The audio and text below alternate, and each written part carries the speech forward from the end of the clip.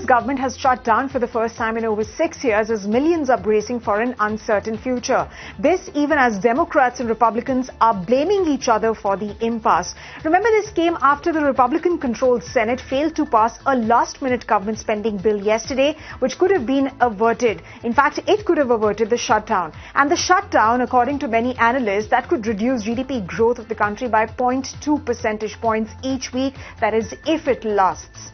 Now, how did the United States get here? Well, each year the US Congress draws up a spending legislation for most US government agencies, but it rarely finishes before the fiscal year starts on October 1. And in such a case, lawmakers pass a stopgap spending bill. This is essentially to avoid disruption while they finish their work. A few months back as well, such a shutdown was averted.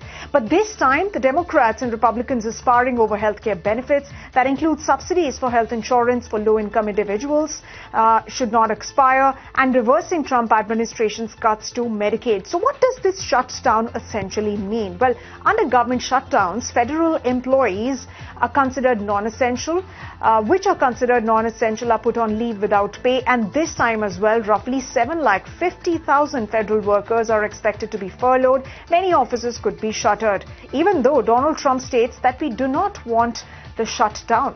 Now, those which are considered as part of essential services that include Social Security, Medicare, nutrition assistance programs, air travel and immigration control, they will be required to continue to work, but they won't get paid until after the shutdown.